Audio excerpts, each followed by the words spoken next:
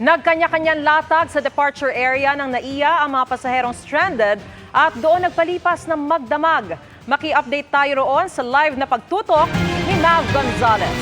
Mav? Maris, marami na naman ng pasahero ang stranded sa NAIA terminals dahil mayigit 100 ulit yung mga canceled flights dahil pa rin sa bagyong Karina. Ang bakasyon sa Disneyland na uwi sa latag sa NAIA Terminal 3. Nakansila kasi ang flight ng pamilya ni Joy pa Hong Kong kanina at bukas pa sila makakaalis. Dito na po muna mag-stay. Hintay na lang po namin yung para bukas. Kasama pa kayong bata. Kaya nga po hirap po. Ay, kahapon pa po kami din eh. Kasama nilang stranded din sa NAIA 3 dahil sa bagyong Karina, si Nanay Kasuma na uuwi dapat sa General Santos City. Doon na kami sa baba. Maya-maya nawala. Wala na yun. Tapos sige namin pa tingnan yung aming yung ticket namin. Sabi nila kansilado na ang flight ninyo. Sabi ko sana man kami pupunta. Iparebook nyo. Buti na lang at hindi pa umalis ang anak niyang naghatid sa airport.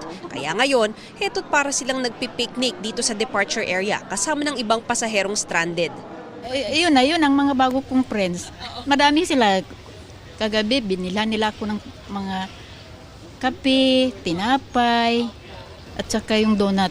Hindi ako makatulog. Parang malamig at saka maingay. Ikaw kasi na may edad na, ayaw mo yung maingay. Ang mga OFW nakakapasok sa OFW Lounge kung saan mas komportable at may libreng pagkain. Pero ang ibang pasahero, kanya-kanyang latag ng karton sa departure area.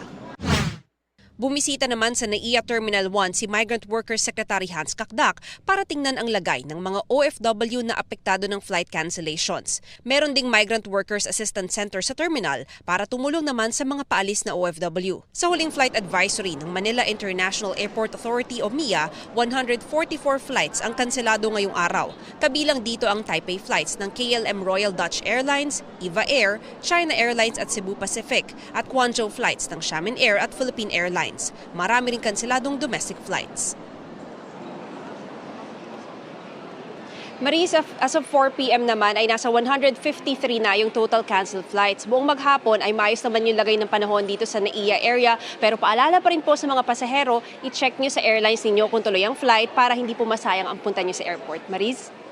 Maraming salamat, Mav Gonzalez.